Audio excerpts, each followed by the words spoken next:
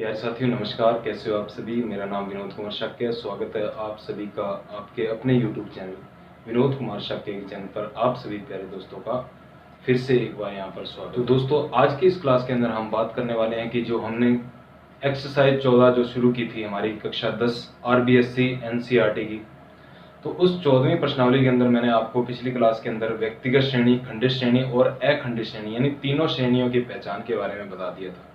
आज की इस क्लास के अंदर हम समांतर माध्य किस प्रकार से ज्ञात करेंगे, वो भी तीनों श्रेणियों के अंदर, यानी कि आपकी सबसे पहले व्यक्तिगत श्रेणी, उसके बाद दूसरी खंडित श्रेणी और तीसरी होती है इसके अंदर अखंडित श्रेणी। तो तीनों ही श्रेणियों के अंदर समांतर माध्य कैसे ज्ञात किया जाता है, आज की इस क्लास के अंदर हम बात करने वाले हैं। तो सबसे पहले यहाँ पे बात आती है कि जो समांतर माध्य होता है, नंबर 1 समांतर माध्य। इसका मैंने आपको साइन बताया था, यानी चिन्ह बताया था, चिन्ह या साइन जिसको बोलते हैं। तो वो होता है इस तरीके से, x के ऊपर क्या लगता है, बार, यानी इसे बोलते हैं x बार। x बार यानी जो समांतर माध्य लिखने के बजाय हम क्या लिख सकते हैं सीधा, यानी इसका साइन जो होता है x बार, यानी इस तरीके से हम लिख सकते हैं। तो ये अगर अपने साइन लगा देते हैं, इसका मतलब क्या होता है, समांतर माध्य। अब बात यहाँ पे आती है कि समांतर माध्य जो होता है वो व्यक्तिगत श्रेणी में कैसे ज्ञात किया जाएगा, खंडित श्रेणी में कैसे ज्ञात किया जाएगा और अखंडित श्रेणी में ज्ञात कैसे किया जाएगा। तो इसके बारे में हम चर्चा करते हैं। नंबर 1 पर यहाँ पे लिखते हैं हम व्यक्तिगत श्रेणी में समांतर माध्य की गणना। व्यक्तिगत श्रेणी में समांतर माध्य की गणना। तो मेरे प्यारे साथियों यहां पर हम बात करते हैं व्यक्तिगत श्रेणी में समांतर माध्य की गणना के बारे में। तो व्यक्तिगत श्रेणी की पहचान क्या होती है, इसमें केवल साइज यानी माप दिया होता है, जो मैंने आपको पिछली कक्षा के अंदर बता दिया था। तो इसकी पहचान होती है केवल साइज यानी माप। तो इसमें समांतर माध्य ज्ञात करने के लिए हम, तो यहाँ पे बात आती है कि जो समांतर माध्य होता है उसको ज्ञात करने की 3 विधियां होती हैं। तो यहां हम लिख सकते हैं समांतर माध्य ज्ञात करने की विधियां। समांतर माध्य ज्ञात करने की विधियां। तो समांतर माध्य ज्ञात करने की कुल मिलाकर 3 विधियां होती हैं। नंबर 1 पर हम लिख सकते हैं प्रत्यक्ष विधि, जिसे डायरेक्ट मेथड बोला जाता है, प्रत्यक्ष विधि। दूसरा होता है कल्पित माध्य विधि, कल्पित माध्य विधि। और तीसरी होती है इसके अंदर पग विचलन विधि, जिसे स्टेप डेविएशन मेथड बोला जाता है। तो यहाँ पे 3 विधियां आती हैं समांतर माध्य ज्ञात करने की। सबसे पहले आती है प्रत्यक्ष विधि, दूसरी आती है कल्पित माध्य विधि यानी कि एज्यूम्ड मीन मेथड, और तीसरा आता है पग विचलन विधि यानी स्टेप डेविएशन मेथड। तो ये जो 3 विधियां होती हैं ये समांतर माध्य को ज्ञात करने के लिए यहाँ पे हम इस्तेमाल में लेते हैं। तो यानी कि ये जो विधियां होती हैं 3 कौन कौन सी, एक तो प्रत्यक्ष विधि, कल्पित माध्य विधि और तीसरी पग विचलन विधि। ये 3 विधियों के द्वारा क्या किया जाता है, समांतर माध्य ज्ञात किया जाता है। तो मेरे प्यारे साथियों अब हम बात करते हैं सबसे पहले प्रत्यक्ष विधि में और व्यक्तिगत श्रेणी के अंदर समांतर माध्य गणना किस प्रकार से की जाती है। तो प्रत्यक्ष विधि से, तो व्यक्तिगत श्रेणी में समांतर माध्य गणना कौन सी विधि से, प्रत्यक्ष विधि से। प्रत्यक्ष विधि से तो इसका क्या सूत्र होता है, देखो प्रत्यक्ष विधि से समांतर माध्य का सूत्र होता है x बार बराबर sigma x upon n, sigma x बटे में क्या n, या हम हिंदी में लिख सकते हैं, यहां पे क्या लिख सकते हैं, आंकड़ों का योग बटे में क्या लिख सकते हैं, आंकड़ों की संख्या। आंकड़ों का योग बटे आंकड़ों की संख्या। तो ये होता है प्रत्यक्ष विधि से समांतर माध्य। कौन सी श्रेणी में, व्यक्तिगत श्रेणी में। तो प्रत्यक्ष विधि से समांतर माध्य का सूत्र क्या होता है, x बार बराबर सिग्मा x बटे में n, यानी कि आंकड़ों का योग बटे आंकड़ों की संख्या। अब हम यहाँ पे देखो एक उदाहरण लिख सकते हैं कि इसको ज्ञात कैसे करते हैं। तो उदाहरण हम इस तरीके से लिखेंगे, यहाँ पे मैं एक एग्जाम्पल दे सकता हूँ। जैसे यहाँ पे एक विद्यार्थी के क्या है, प्राप्तांक दे रखे हैं, विद्यार्थी के प्राप्तांक। तो विद्यार्थी के प्राप्तांक दे रखे हैं जैसे 2, 4, 6, 8, 10, 12, 14, ये क्या है आपको एक किसी भी विद्यार्थी के क्या दे रखे हैं, प्राप्तांक दे रखे हैं। यानी कि 2, 4, 6, 8, 10, 12, 14, आगे हम लिख सकते हैं 16, जैसे इस तरीके से ये क्या दे रखे हैं आपको, आंकड़े दिए हुए यानी विद्यार्थी के प्राप्तांक दे रखे हैं। अब इससे कहता है कि विद्यार्थी जो प्राप्तांक दे रखे हैं इनसे हमें क्या ज्ञात करना है, समांतर माध्य ज्ञात करना है। तो समांतर माध्य का क्या सूत्र मैंने बताया आपको प्रत्यक्ष विधि से, यानी x बार बराबर सिग्मा x बटे में n। तो यहाँ पर जो सिग्मा ये लगा हुआ है तो सिग्मा का क्या अर्थ होता है यहाँ पे, योग यानी जोड़। तो आंकड़ों का योग बटे आंकड़ों की संख्या। तो अब हम यहाँ पे कैसे लिख सकते हैं, यहाँ पे लिख सकते हैं x बार बराबर, तो x बार बराबर हमारा क्या हो जाएगा यहाँ पे इस तरीके से लिखेंगे 2 + 4 + 6 + 8 + 10 + 12 + 14 + 16 और भाग दे दिया जाएगा जितनी भी ये संख्या है। तो गिन लेते हैं 1, 2, 3, 4, 5, 6, 7, 8, यानी कि कितनी संख्या कुल मिलाकर 8।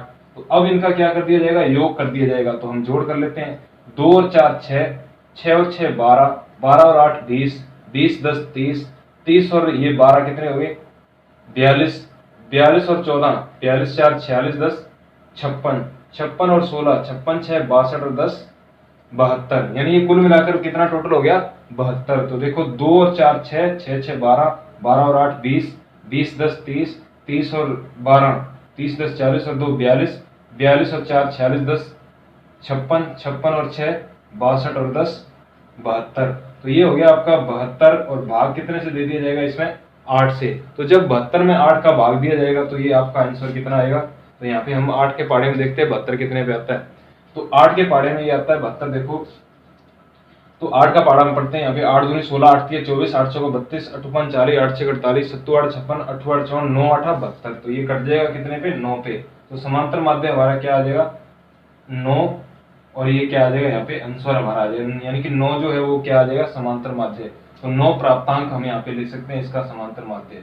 9 प्राप्तांक हमारा क्या आ जाएगा, तो ये 9 प्राप्तांक हमारा क्या आ जाएगा आंसर आ जाएगा। तो ये बात थी क्या, व्यक्तिगत श्रेणी में समांतर माध्य की गणना, और वो भी कौन सी विधि से, प्रत्यक्ष विधि से। प्रत्यक्ष विधि से व्यक्तिगत श्रेणी में समांतर माध्य की गणना का हमने यहाँ पे ये क्वेश्चन कर लिया है। तो ये उम्मीद करता हूँ आपको ये क्वेश्चन जो है वो समझ में आ गया होगा। अब इसके बाद बात करते हैं हम जो खंडित श्रेणी होती है उसमें समांतर माध्य की गणना कैसे की जाती है, वो भी कौन सी, प्रत्यक्ष विधि से। तो खंडित श्रेणी में प्रत्यक्ष विधि से समांतर माध्य की गणना किस प्रकार से की जाती है, इसके बारे में हम आगे अब चर्चा करते हैं।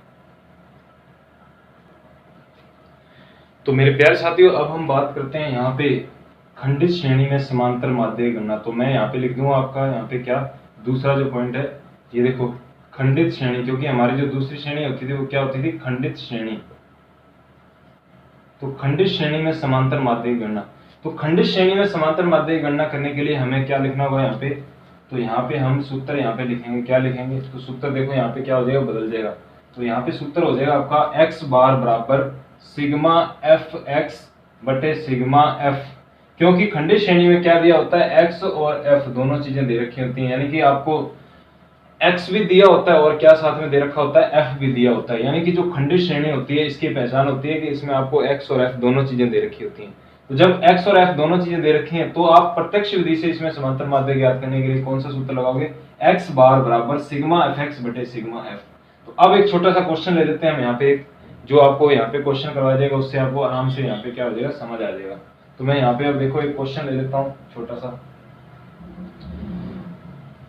तो क्वेश्चन की सहायता से हम क्या है अपनी जो है खंडित श्रेणी में प्रत्यक्ष विधि से समांतर माध्य कैसे ज्ञात किया जाता है। तो सबसे पहले हम यहाँ पे लिख लेते हैं, आपको मैं बता देता हूँ, जैसे यहाँ पे प्राप्तांक लिख लिया, प्राप्तांक जिसे हमने क्या मान लिया x प्राप्तांक, और ये हो गया आपका रोल नंबर प्राप्तांक, और क्या मान लिया हमने, रोल नंबर। तो रोल नंबर को हमने मान लिया f। तो प्राप्तांक दे रखे हैं और रोल नंबर दे रखे हैं। तो किसी विद्यार्थी के हमें क्या दे रखे हैं, प्राप्तांक दे रखे हैं, तो जिसमें हम लिख सकते हैं प्राप्तांकों में 1 3 5 7 9 11 13। तो ये दे रखे हैं हमें प्राप्तांक 1 3 5 7 9 11 और 13। उसके बाद जो f दे रखा है वो दे रखा है 1 2 1 5, 1 2 1 5, 1 2 1 5, 6 2 और 3, 6 2 और 3। तो मेरे प्यारे साथियों, यहाँ तक आपको क्वेश्चन ये दे रखा है कि ये कहता है कि इसमें एक किसी विद्यार्थी के क्या दे रखे हैं, आपको यहाँ पर प्राप्तांक दे रखे हैं और उस विद्यार्थी का क्या दिया हुआ है, रोल नंबर दिया हुआ है। तो ये कहता है कि इन आंकड़ों से आपको क्या निकालना है, यहाँ पर आपको समांतर माध्य की गणना करनी है, और वो भी कौन सी विधि से, प्रत्यक्ष विधि से यहाँ पर आपको समांतर माध्य की गणना करनी है। तो प्रत्यक्ष विधि से समांतर माध्य ज्ञात करने के लिए सबसे पहले हमें यहाँ पे कॉलम बनाना पड़ेगा कि आपके पास x भी दे रखा है, f भी दे रखा है, तो अगला कॉलम हमारा हो जाएगा fx, यानी f और x का क्या कर दिया जाएगा, यहाँ पे गुना कर दिया जाएगा। तो f और x यहाँ पे देख लेते हैं हम इनका गुना करके। तो 1 का 1 से गुना करेंगे तो 1 एकम 1, 3 दूनी कितना हो जाएगा 6, 5 एकम 5, 7 5 35, 9 छिका 54, 11 दूना 22, 13 तिया 39। तो ये हो गया आपका fx। जब इसका योग कर दिया जाता है यानी जोड़ कर दिया जाता है तो ये बन जाता है आपका सिग्मा fx। तो सिग्मा fx यहाँ पे क्या हो जाता है, ये बन जाता है। तो इसका हम योग कर लेते हैं तो कितना होता है, देखो ये तो 6 और 1 7, 7 और 5 12, 12 5 17, 17 और 4 21, 22 23, 23 और 9 32, 32 का दुआ से लगी 3, 3 और 3 6, 6 5 11, 12 13, 14 15 16, यानी ये कितना हो गया आपका 162। तो सिग्मा fx का टोटल आ गया आपका 162, और यहाँ पर अब हम सिग्मा f का टोटल लगा लेते हैं।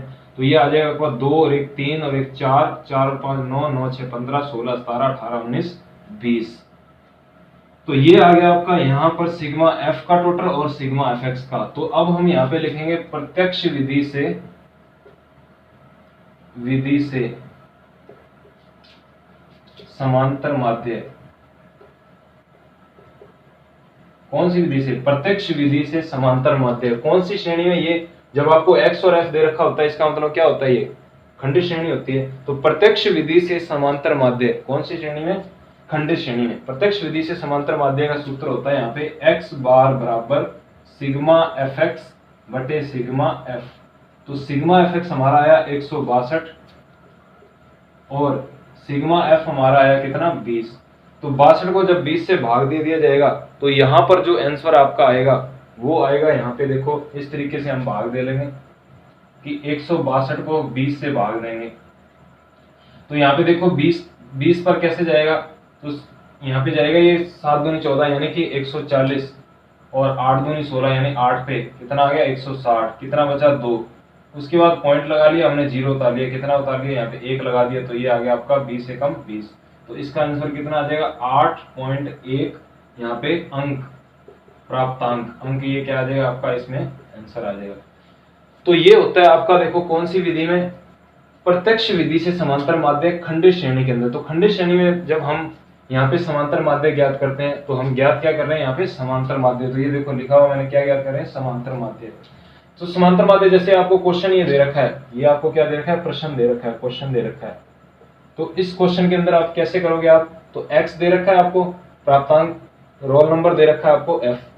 सबसे पहले क्या करोगे, fx कॉलम बनाओगे, fx यानी f गुना x। तो ये आपने गुना कर लिया इन सभी का, ये गुना करने के बाद उसके बाद हमें चाहिए सिग्मा fx। तो सिग्मा का मतलब होता है जोड़, और fx का क्या कर दिया मैंने, सारा जोड़ कर दिया, यानी 162 इसका क्या आ गया, जोड़ आ गया। उसके बाद f का टोटल किया तो ये कितना आ गया 20। अब हमने क्या किया, सूत्र में रख दिया प्रत्यक्ष विधि से समांतर माध्य। तो यहाँ पे लिखेंगे x बार बराबर सिग्मा fx बटे सिग्मा f। उसके बाद यहाँ पर भाग दे देंगे 162 में 20 का, तो ये आ जाएगा आपका 8.1 अंक। तो ये आपका आंसर आ गया कितना, 8.1 अंक। उम्मीद करता हूँ ये जो आपको मैंने आपको बताया प्रत्यक्ष विधि से समांतर माध्य कौन सी, व्यक्तिगत श्रेणी के अंदर, और दूसरा बताया आपको खंडित श्रेणी के अंदर। तो ये अगर आपको क्लास पसंद आई हो तो इस वीडियो को लाइक जरूर करें, और इस चैनल पर नए हैं तो आप चैनल को सब्सक्राइब करके बेल आइकन को जरूर प्रेस कर देना, जिससे आपको आगे आने वाली वीडियोस की नोटिफिकेशन मिलते रहे, और वो भी सबसे पहले। तो ये तो देखो 10th क्लास की जो आपकी 14वीं प्रश्नावली है, 14.1 का ये क्वेश्चन मैंने आज करवाया, आपको थोड़ा बहुत इसके बारे में बताया। अगर आपको ये समझ में आया हो तो बहुत ही अच्छी बात है। तो आप इसी तरीके से इस चैनल पर जुड़े रहना। इस तरीके से रिकॉर्डेड क्लासें आपको यहाँ पे अपने YouTube चैनल पर उपलब्ध करवाता रहूंगा। इस वीडियो के अंदर जुड़ा रहने के लिए आप सभी विद्यार्थियों का बहुत बहुत धन्यवाद।